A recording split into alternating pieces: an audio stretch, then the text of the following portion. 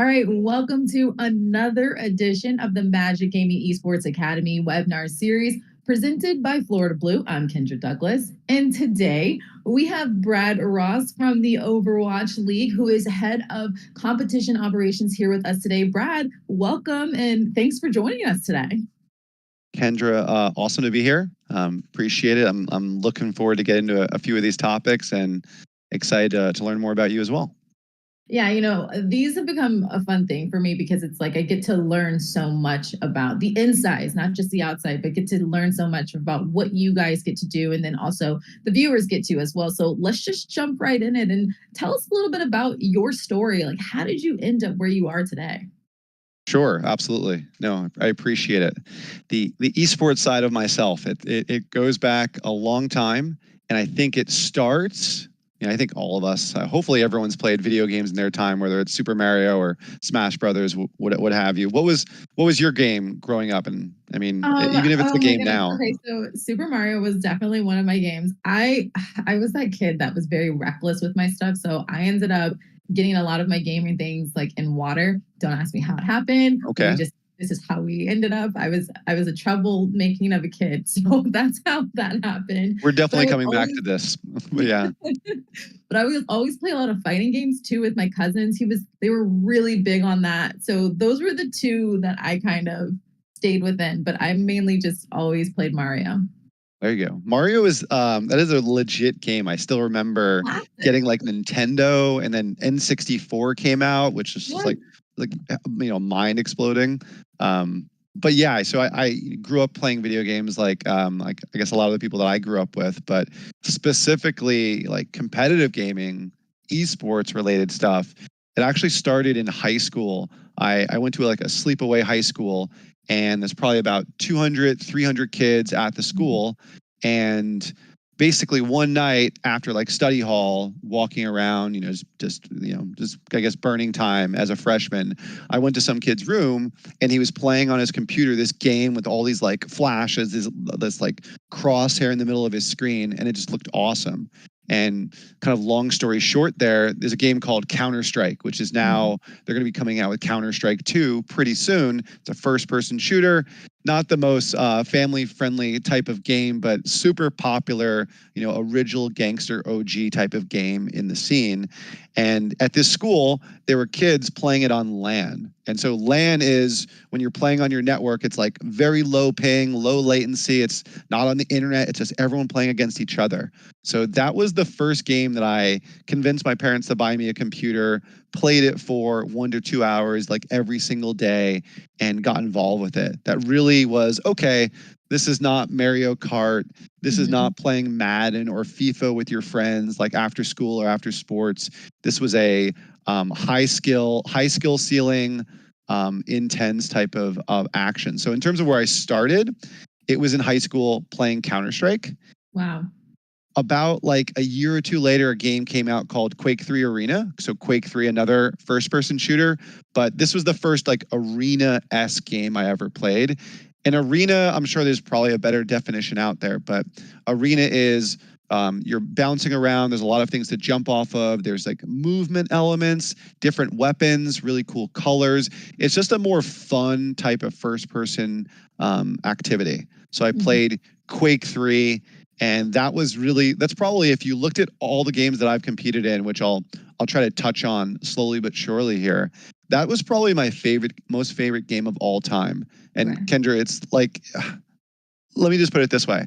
Most people, when they play video games, they hit up their friends. Hey, I'm going to play online. You want to play Call of Duty, whatever it is. Right. Oh, I'm going to go play ranked for a few hours. With Quake 3 Arena, I would literally just load up on a map alone and just run around on the map, rocket jumping, moving around. It was that much fun. It was that smooth to play. So at least for the start of my career, those were the first two games that got me into first person before I actually like jumped into esports. So I'll kind of pause there before I jump into like when I actually started getting paid to play. Well, I mean, I feel like that kind of helps with the transition of you kind of figuring out like this is something that you could do and you can get paid to play. So like, did you ever imagine that could be that could be an avenue?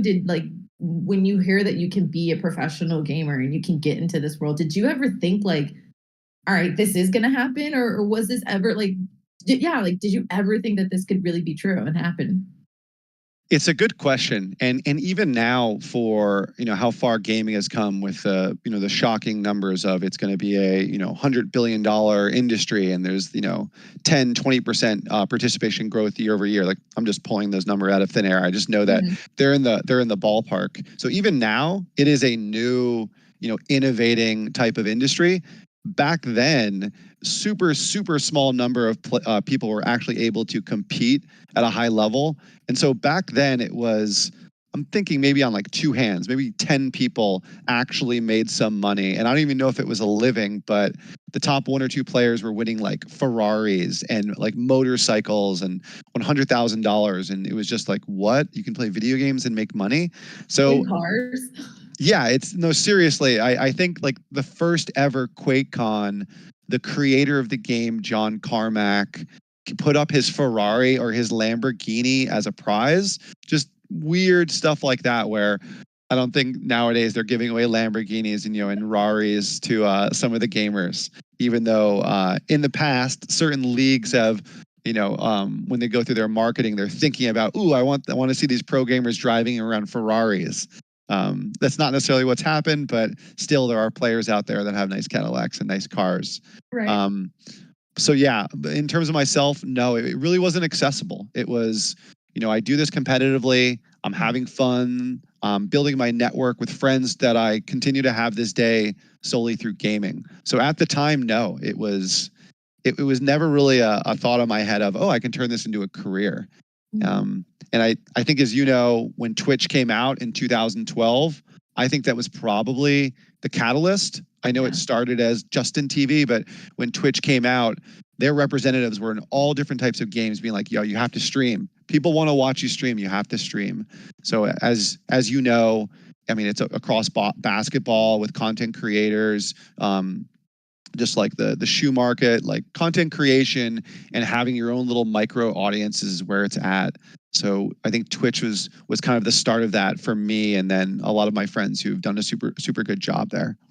Like, you have to find the right people to help grow the game in a sense. And so it's kind of like when and invest. That's like the biggest part too. When you have people who want to invest in you guys and invest in this and make it, and I feel like that helps you a lot as well, just to take it more seriously and to be all in. So kind of segueing into like, how did you know, like, or how was the opportunity given to you to become like a professional player, especially when you started with Overwatch? How was that opportunity given to you? No, I appreciate that question. It brings me back to one of my other favorite games. I know I mentioned Quake 3 is in a different world, but it's quite honestly, it's such an old game that when I bring it up and someone says, "Oh my gosh, that's awesome," we can have this one-on-one, very like enlightening conversation. But it's just so long ago that it's hard to really. It doesn't translate nowadays. But to your question about when did I like, when was the opportunity to go pro, or when did I know I could go pro? I was playing a game called Team Fortress 2, which was from Half-Life, from Valve. It was a mod of that game, and it was 6-on-6 first-person shooter game. And that's where I spent a lot of time.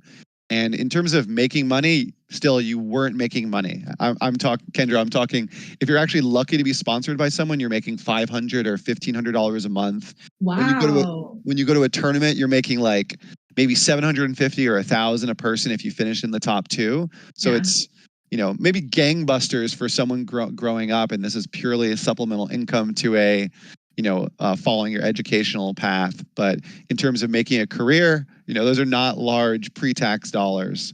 So, but I was playing Team Fortress 2, and we essentially got invited. We won an invite to an international LAN. It was the first international tournament for the game. We practiced for it. There was fundraising to get us over there. We went there. It was in Telford, England, at Insomnia 46. I know it's a lot of information, but bottom line, it's no, it's super cool. Essentially, two teams in North America got fundraised by the fans to go over there.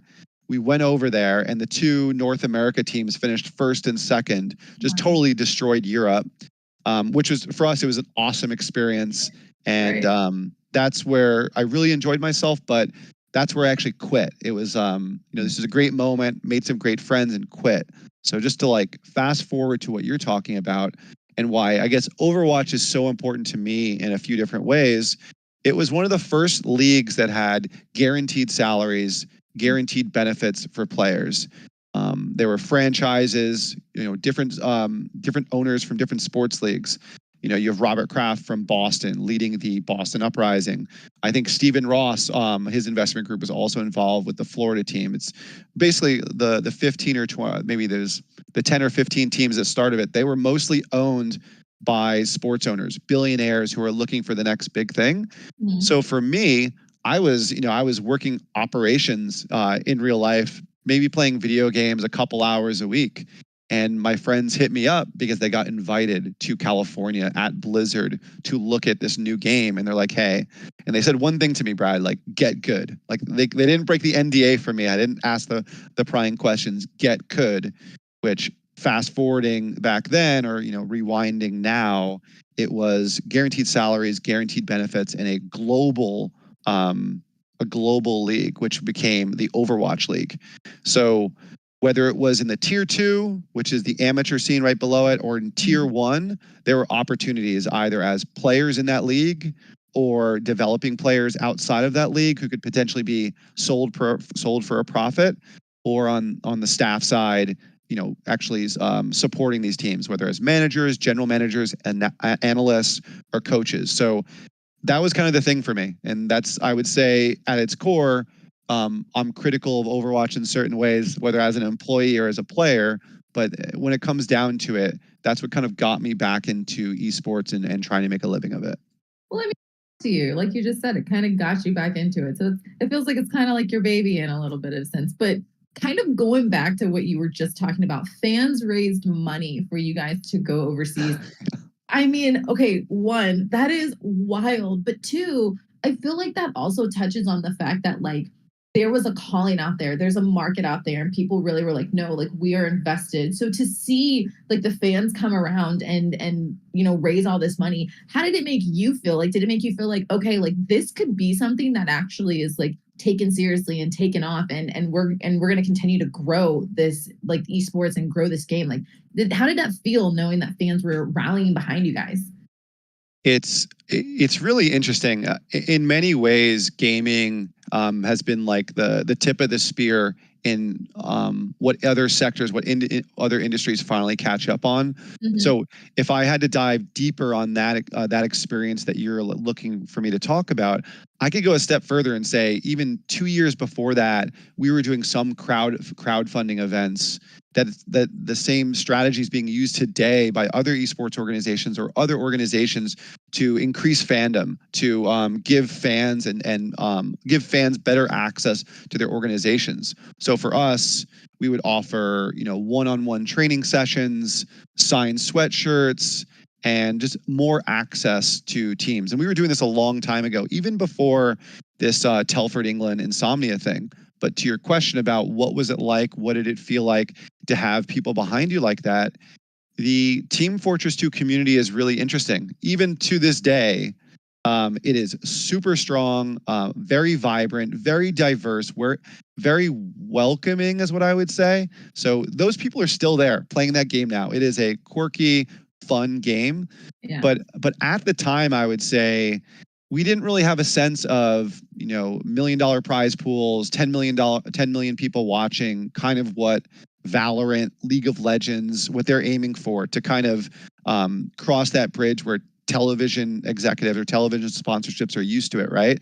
Oh, Mhm. we're going to have 5 million people watching our promo. So if we put an advertisement on here, we'll have that breakdown of 50,000 people might actually pay attention. 100 are actually going to buy it, that type of stuff. But Mhm. I think to your question, we didn't know what we had at the time, but it was super awesome. And there were people who were watching us that were super committed. And quite honestly, that feeling, it's hard to get in the larger situations, in the larger leagues. Overwatch League is big, Valorant is big, but sometimes it's actually hard to replace that feeling of the people that are, consuming your product. They're really bought into what you're doing. They want to learn more and they want to be there. And really the only time that you can see that, Kendra, is at in-person events for esports, which is, I know you have a sports background, and with, with Orlando, you're used to the in-person events, which has people there regularly. So when it comes to esports, we compete online, but every once in a while have a really awesome situation in person. I feel like you just mentioned, it is different. I mean, you watch games on TV, you don't get that same energy, but when you're in person watching someone or you're in person meeting people, the energy is different. So I imagine that for you guys, it's like when there is an opportunity to have people watch you in person, to have people support you in person, for them, I imagine it's like, it's an excitement, fun time. The energy is so different because you get to actually be there in the moment with them. Yeah, 100%. I think it's the modern day Coliseum. It's the awesomeness of it. Yeah. Yeah. So kind of going from player, I know you were in the NBA 2K, but we'll get back to that. But kind of like your time with Overwatch as a player to now the role that you're in now with the Overwatch League. What was that transition like? Was it feeling kind of like almost like a reunion of sorts, or what did you have, or what would you have to, I guess, what was different about it now? You'd been away for a couple years, so what was different coming back this time? Sure. No, I think it's a good question. And when you frame it that way, I really think about basically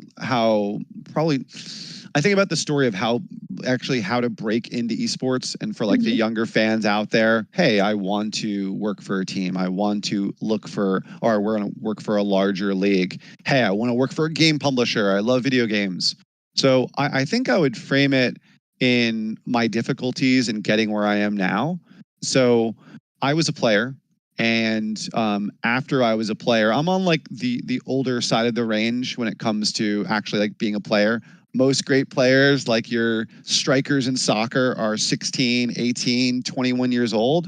That's their heyday, or the time they have, the time where they're able to spend 14 hours a day, 16 hours a day playing video games. So I quickly became a coach and a manager, and I found it really difficult to get into a position that allowed me to kind of spread my wings and do a good job. It's the combination of like, oh, I need to get paid so I can like have a living, versus no, I need to be in the ideal situation so I can show that I can do good work. And that kind of like butts heads, right? Because you need to make money, because you need to pay your Comcast bills. But then you also need to be in a good situation, and you need to be picky, because you could be great at what you do. Like Kendra, I'm sure there's like certain roles out there where it's like, I might make a little bit more money here. This is pretty interesting, but you can just tell whether it's the manager, whether it's the product that you're putting out there. It's like, oh, that's not really me. Like, I'm not going to be. Yeah. Exactly, right? Like, think 5 years out, think 10 years out. So for me, it was hard to find a good place where I could actually do a great job. And I'm pretty good at dealing with people. And I was, slightly above average at the roles that I was doing, but I never really took off. So oddly enough, and hopefully this can help some people out there that are wondering how to get into esports, is I kind of just did my own startup. I was a manager and a coach, and I just couldn't figure it out. Like, oh, was Brad the problem? Oh, no, maybe he was. No, maybe he wasn't. And so literally what I did, I just created my own startup. I made a team in esports, and I picked my staff, I picked my players, I set the culture, I set the norms. And if someone didn't fit that culture, there was a certain process of like, hey, remember, this is what we agreed to. These are our goals as an organization. This is our goals as a team. And what I found was I could actually start to spread my wings, and I was starting to actually have an impact. And so 2 times in my career in esports, I literally did that. I was like, you know what? I'm not going to apply for these jobs. I'm not going to try and convince someone. I'm actually just going to do it. And then in both situations, that's where I actually got recruited to go to better roles. So I think that's something I would tell some of the currently going to college, before college, or graduating college folks about being in gaming or being in esports is, find a job that will pay your bills and will allow you to keep the lights on and, share your 3-bedroom house with like 4 people, but definitely just do the thing. Like literally just be there and do it. And you're going to learn, you're going to interface with people, And most of the time, you're going to run into people that recognize that, hey, you might not know what you're doing right now.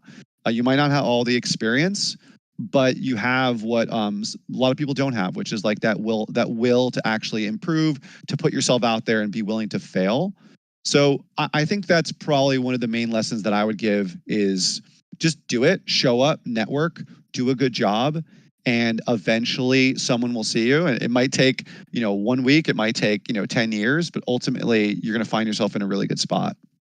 Bet on yourself mentality. Just like really just like go all in and what you're passionate about. And I love that you also mentioned like be okay with like you might fail at something, but like being able to get back up and continue to keep going and not letting it stop you from what you want to do because you haven't let it stop you from continuing to be in this world. So I like that, like your advice right there. And do you want to talk a little bit about the esports team that you kind of created and just like what was, I mean, when did you think like okay yeah I want to do this, like how was that, like how did it start, how did it go, and just kind of what was the mindset behind it?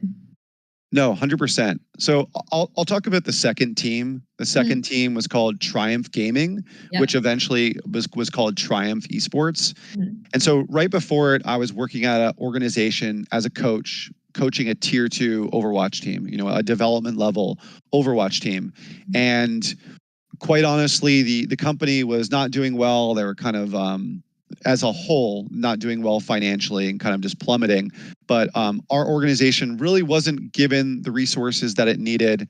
And we had one really successful year where we made it to the finals, flew to Katowice, Poland, and finished like third or fourth. So third or fourth out of like many teams. Yeah. And then the next year, we lost resources. We lost a couple players. It just didn't go well. So I got a little bit of a chip on my shoulder with a gentleman that I met of like, hey, players are not getting the proper development. Staff are not getting the proper development. So we essentially started an organization that also competed in Overwatch initially, and then a couple other games after that, where our focus was on developing staff.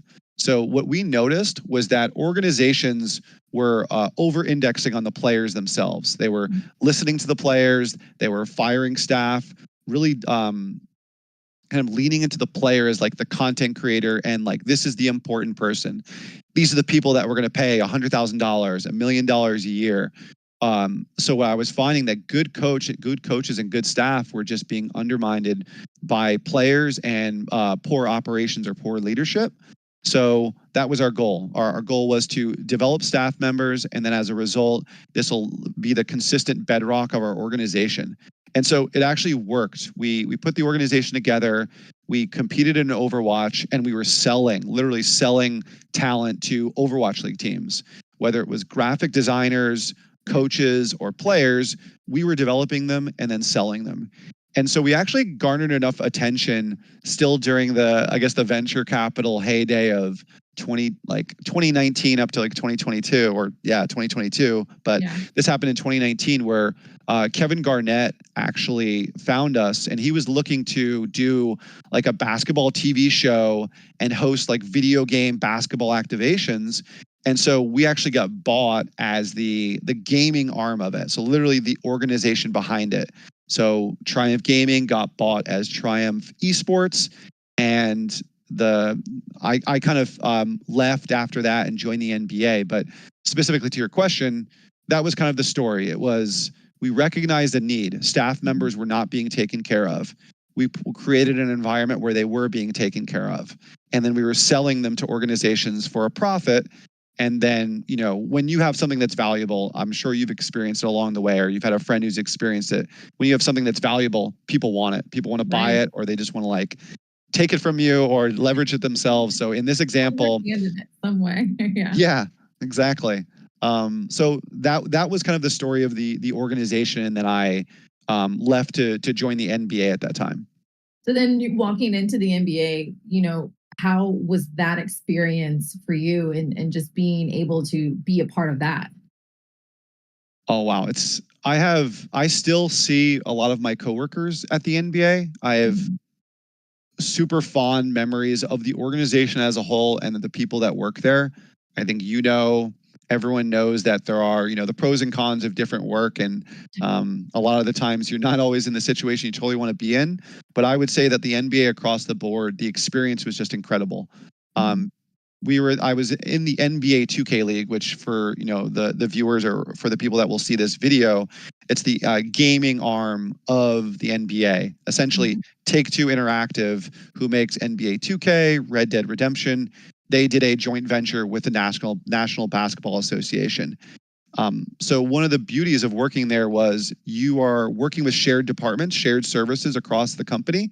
So yeah, we're in the gaming arm of the NBA. We're a startup, but you're still working with the legal department within the NBA, human resources, immigration. You're working all with these incredible people. So I was able to kind of mirror the awesomeness that I saw, and it was really a culture of failing is okay. It's all about improving and working together, trying to work cross departmentally for having people succeed. And that doesn't really always exist in certain organizations you're in. Maybe that's mostly because the NBA has the benefit of being super successful, doing really well in the last 10, 15 years, very likely to continue doing well across the globe. So maybe that's just we're the benefactors of that. You on your side also, because you are a team that's in the NBA. So I'd say it was culturally an incredible experience. And I definitely for me in some ways, I could have seen myself staying there. But at the time and the opportunity to move on to Overwatch League, it was kind of too good to pass up. Yeah. I mean, to be where you were at with NBA 2K and to see it now, what do you think the future is for NBA 2K League and just how much can it expand? Or what do you think the future is? It's such a good question. And I'm friends with GMs and operators within the NBA 2K League, who many of which also work on the basketball side of their teams, whether it's Minnesota, the Jazz, whoever. I always call the NBA 2K League the tortoise in the race, because every single year it continues growing. Yeah. And in the last 4 or 5 years, here we are again talking about venture capitalists. The last 4 or 5 years, everyone's interested in, I want 2x returns. I want 10x returns. I'm going to lose $200 million, but I'm going to make 30x on my 20. Basically, it's the tortoise where every year it's growing. And people don't even see it each year. You can look at the NBA 2K League stats now. Their social went up 40% year over year. And that's because they hired some awesome people who do an incredible job on graphics. They have a great handle on who the consumers are. But to answer your question about where is it going to be, I think it's going to continue to grow at that slow pace. And quite honestly, I think it's going to be grabbing fans from the NBA and from NBA 2K within the game slowly but surely, in a way that other esports league kind of fail at. I know that Riot with Valorant, they're trying to have an in-game path to pro system. The Overwatch League does a good job with their path to pro system. But in terms of the NBA 2K League, they have all the resources of the NBA. They have Take-Two that is fully behind them and is getting them more and more within the game. So quite honestly, Kendra, I think it's we'll talk in 10 years, and I would be surprised if it's still just working its way up in regard to player participation and viewership. I think the hard thing, which is I know the people over there at the league are trying to solve it. There's the age-old argument of do you just want to watch sports or do you want to watch sports simulations? Because one of the cool things with Overwatch or Valorant, it's no, we don't have first-person shooters in real life. These are vibrant colors, different maps. Whereas the NBA 2K League, it's basketball. So they have to do creative things where they try 3v3 with amateurs. Super cool. I know they're going to come up with other interesting ideas like that, but I don't know if that's something that you and I will solve on this call. No, maybe not today. But like you said, we'll schedule this call for 10 years from now and be like, what did we see? And go from there. Yep. You mentioned you couldn't pass on this opportunity with Overwatch. So what did you learn about yourself when you did transition back to Overwatch? Or how much have you grown as not just, a player, but just someone who and now a creator also. But how much did you grow to be in this role that you have now with them? It's a good question. And I think when I was first talking to Sean Miller, who's the head of Overwatch League, is who's my upliner, my boss. When I was first speaking with him, it was a new role for him as well. He Mhm. started in Teambo for the Overwatch League, or for Activision Blizzard, which is team marketing, business operations.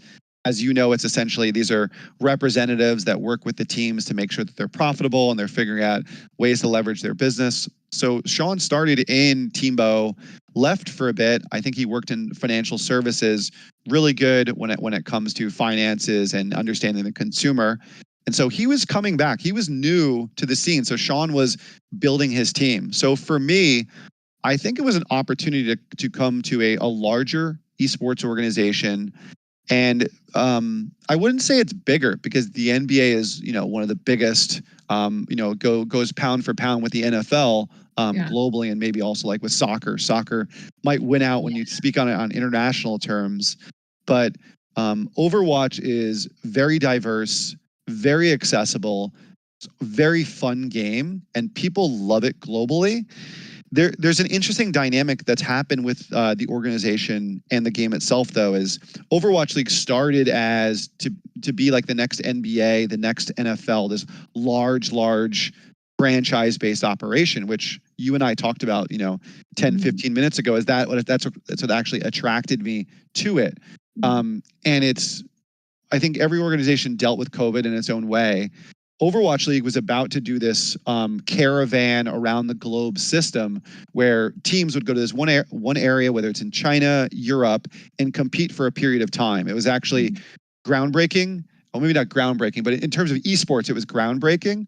Yeah. It might have been pretty tough for players to travel that much around the globe, but COVID hit and they had to scrap that. So they immediately went online. Teams are missing out on revenue. Like, it's just really tough. So if you look at the start of Overwatch League, which how it was, what it was trying to be, like the next NFL or next NBA, in my own words, not a statement of the company, or a reflection of anything like that. Yeah. To me, it was going to be like the next NFL, or the NFL of esports. Now it's more, now we're kind of heading in the direction of like major game activations for the fans, meaning there's going to be a tier one scene, and there will be like major activations for the fans. So how can we figure out for those tier two, tier three players just to have a little bit more fun, enjoy the different seasons that go on in a game? Basically, in the game, there's different seasons for different skins and Mhm. maps and in-game assets. How do we make people enjoy those a bit more? So for me, it's going to be really interesting to see where Overwatch goes. But for me, in terms of coming over, you work with great people. Activision Blizzard is one of the best gaming companies in the world. It's going through its own headwinds right now in terms of what Microsoft means for it. What is the future of esports? What does that mean? But at the end of the day, I don't know. I'm sure the people around me don't necessarily know. I'm sure maybe one or two people know. Maybe Bill Gates at Microsoft, even though he doesn't do Right. anything there anymore. Maybe he knows. But at the end of the day, we put on awesome gaming activations. I work with awesome people, and it's been an awesome experience. I think I said awesome 3 times, so I have to work on a different word there. But yeah, just really have appreciated the time. And it's been awesome. So I'll even say it because you can always say more. You can say you can't say awesome enough. So okay, I want to do like a quick like 4 question rapid fire with you. You have no time to think about this. I just want you to like off the top of your head, just go for it. So But my hold, first hold on, question. before you start though, like, can we go back to your video game peripherals ended up in the water? You have to. I think we need to hear a little bit about that first. Okay. So I was a very big tomboy. I always just was outside. I was playing in some type of puddle for mud, something. I was just doing the most. And one time I was playing a game outside and I had it. And I just thought, I don't know, like, I think I just thought, like, if I can be in the water jumping in the puddles, so can my games as Makes well. sense. It made sense at the time. Well, let me tell you who it didn't make sense for, my parents. So when I came back inside with my game, with my little Nintendo, I came back inside.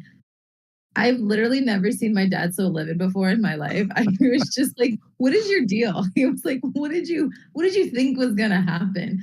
So that's an embarrassing story that I literally, you were probably maybe the third person to know this story. And now I guess the whole world will know this story too.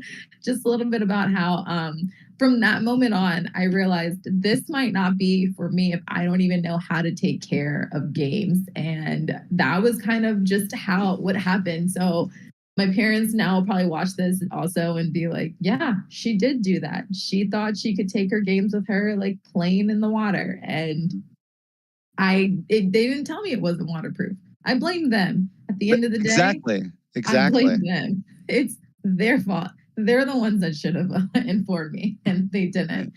I know my mom's gonna watch this and be like, "We didn't need to inform that to you." Well, I know I had to get the story out of you to find out what you were talking about. But so I totally get it. You were game testing. You were figuring out, what quality control game testing. And what did you learn? You learned that it's probably not good to Not put your water. Nintendo in the puddle. Yeah. Because then Um, your parents won't even replace it either. They'll just say, "This is what you get for doing this," and that's just then too bad. You were ahead of your time. I was ahead of my time. I wanted to make sure, you know how like iPhone commercials, they show you putting it in the water. I was the iPhone commercial before the iPhone commercial came out. I just You were way too ahead of my early. time. You were too I was. early. You I were was late trying by to being tell too early. everyone. Yes, exactly. Everyone needed to get to where I was, make everything waterproof. But yeah, no, I had the water print inside the screen and everything. You couldn't play that game for nothing to save your life after that. Right. No rice and no all the rice in the world would have nothing helped that moment. So that was literally, and then after that, I just started playing games with my cousins, and they were like, "We don't know if we trust you either," but I tried. So Well, I'm glad we got the story out of you, and now you know, we now I'm won't like, tell anyone. all But I'm ready right, for rapid fire. Hit it. let's go. All right, favorite game growing up. Favorite game growing up? Real quick, top of your Wave head. Race and Nintendo 64. All right, favorite game to play now.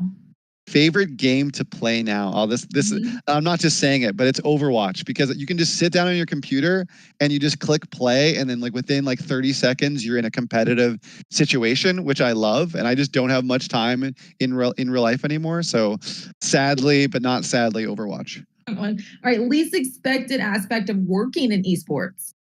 Least expected aspect. Of working in esports, like what did you not think like this would be your like what you would have to do, or at least yeah, like what you would have to be a part of in esports.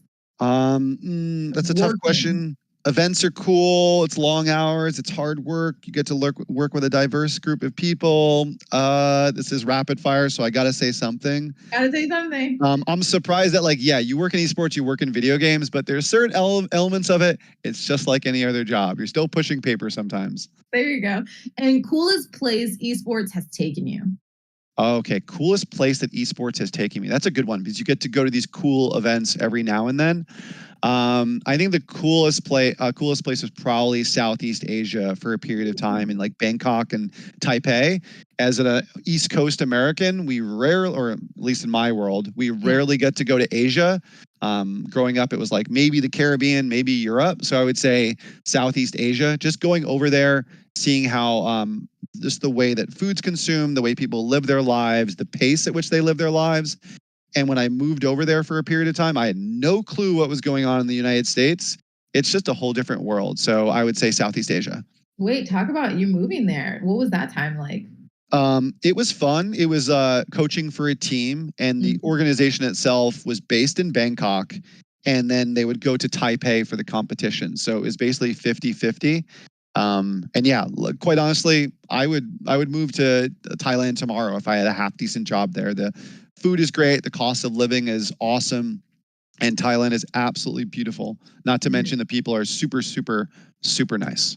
Yes, that is so cool. I gotta try that. I have a friend recently who just moved to Thailand, and so far I hear it's been just an amazing experience so far. You got to So go. I now have to go.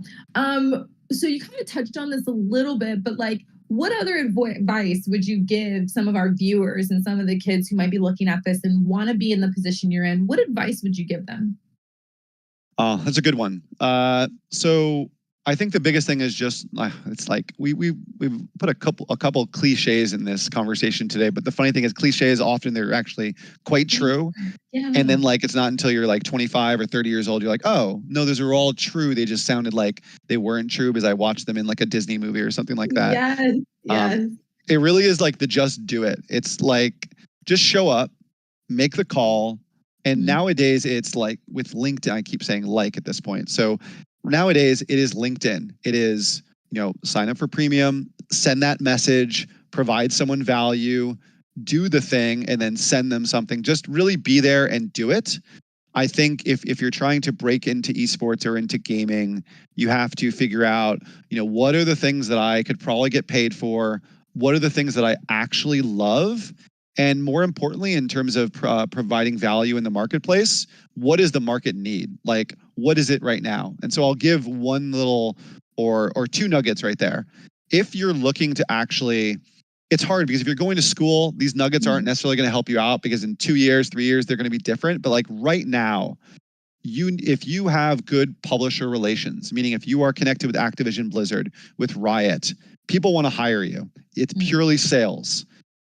Secondly, on the engineering side of things, if you know game engines, if you know Python at a base degree, like learn machine learning, just keep going deeper there. If like those are the two things, if you actually just get off social media for 3 to 6 months and just study those and work on those and message people every single day about that, I guarantee you're going to have a job or be working for someone who can help get you a job quite soon. So I think that's like kind of how to get into esports. I think that's how I would kind of approach it. Well, I don't know if people are going to be able to get off social media like that, but I do think that is a really good key. I do agree with that. It's just like social media like consumes our lives, it feels like nowadays too. So one thing that we do focus on is mental health. And if you could just share, how do you focus on your mental health being in esports, and why is it so important to focus on mental health being in esports? It's a good question, and part of it I just touched on in terms of what brings happiness to your life, what can you be paid for, what would the market or like what does the world necessarily need? I think it's like ikigai in terms of having a good foundation. So there's certain elements of being balanced in that way, but whether it's taking breaks, adding balance to your life, I think the trick is you really need to read a couple of books about it and try to apply learnings from it on a regular basis. And I know we spoke a little bit about this before the call, but right here it's difficult. Esports right now, if you want to be the best, you're dedicating double-digit hours per day. People joke about it. Oh, this person's doing 14 hours. A lot of the players are literally doing 14 hours. I'm not going to say more. I'm not connected well enough to what players are doing nowadays. But in terms of a number of hours, you are sitting in a chair for 10 hours a day, maybe 5, 6 days a week. So like 60 hours sitting. I know that sitting in a chair 60 hours a day is literally terrible for you. Yeah. And it's a lot. So what do you need to do? You need to keep moving. So when you're not sitting at the computer, you need to eat healthy. You need to take breaks off of the computer. I would almost say that when you are on the computer, this is going to be your job. This is going to be, I want to join esports. I want to make a career at this. When I'm on the computer, I'm not on social media. Here I am ragging on social media again. But if you're treating your computer like leisure and casual, that's okay. But if you actually want to break through and be the best at basketball, you want to be the best at Valorant, you need to do what other people are not doing. And so I think it's quite difficult and I think this is, again, another question that we won't be able to solve or problem we won't be able to solve on this call is it takes a lot of hours and a lot of the time you're in a sedentary type of situation. And so it's important that outside of that, you're exercising, you're eating well, and you're making sure to take breaks. It's so tough. Teams, organizations across the space are trying to figure it out. And I think the most important thing is just you need to be balanced. If gaming's not there for you, who are you without gaming? So yeah.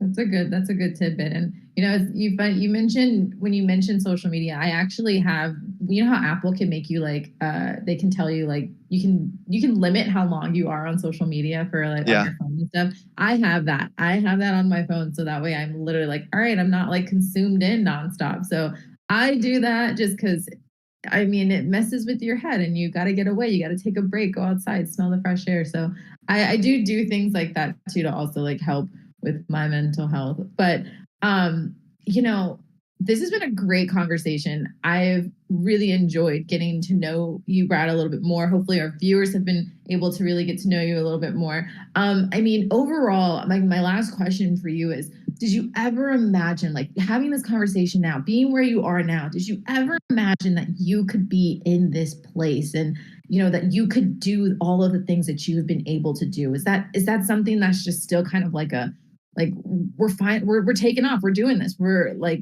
there is a calling out there? Um, it's such a heavy question because I'm trying to put myself in, the shoes I was wearing 15 years old, right between high school and college, where you're pretending to know what you're supposed to be doing entering college. Oh, I'm going to do this and I'm Right. going to go to grad Right. school, or I'm going to go intern somewhere. It's really hard to think back then because I was thinking about working in television and radio, and like Mhm. that's the college I went to, was to like do technical direction or be on camera. Like I know you work in journalism, so I mean, I'm sure we could have a conversation just about this. So no, and I think right now I think about graphic design, video editing. Like I still have an itch to do that, to create, but at this point in time, I guess what I'm pretty good at is solving problems in real time, or improving processes. And right now, in an uncertain world, coming off of COVID, different companies downsizing, figuring out how to integrate AI and machine learning into what they're doing, there's going to be a lot of change. And for me right now, it's gaming is what fits, and I still have that competitive edge, and I love to be around and provide opportunities for teams. I can tell you one of the big one items that I'm doing right now. We're planning for our playoffs and finals for Mhm. Overwatch League at the end of September, early October. So for me, one of the things that drives me is I want to create a situation for the teams that is fair across the board, that allows them just to focus on the game and compete. If I can do that, I was successful at my job. I might be a thorn in the side of other internal departments, but my job is to put them in a position where we can get out of the way and they can compete. So for now, I didn't see it coming way back then. I still enjoy it to this day, but definitely eager in what the next chapter is for myself. See, I know I just said my last question, but you kind of pointed that out right there. Like I was going to ask you next, like, what are you up to? What have you got going on? What is up next for you? You kind of mentioned it, but do you want to tap in a little bit more about what you're up to? Sure. I'm working on a bunch of different things. A lot of it lives in the world of video gaming, but luckily, I had my first child the end of last year, baby girl. She's pretty awesome, and I'm Oh, sure, yeah, super cool. But definitely having her changes your perspective. Another, here we go. I don't know if this is a cliche, but we're bordering on cliches. we're doing them all. Uh, We're going for it. it changes your perspective in terms of how you use time. Mm. So, with what I do now, I appreciate it. I love it, but my interests are definitely lie elsewhere, or more on the product side. And I do a little bit of product with what I'm doing right now, but my main core responsibilities are competition operations, Mhm. rules, game operations, make sure everything runs well, improve processes. So. Um, I think I'm still interested in gaming, but at this time, probably not ready to share where my major interests lie for the future. Well, hey, that just means that we have to get you back on here in a couple more maybe a year or so. Well, thanks, Brad, for chatting with us. Real quick, want to tell us what your social media handles are so people can follow you? Sure, it's almost all my handles are pure, but it's terrible branding. It's PYYYOUR, so pure. I'm on mostly Twitter. I do LinkedIn, but I don't think that's my handle on LinkedIn, so you'll just have to stalk me Okay, and find me. perfect. But primarily just Twitter at pure, PYYYOUR.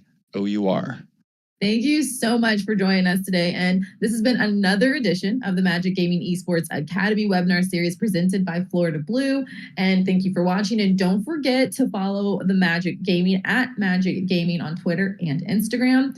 So thank you, Brad, again for joining.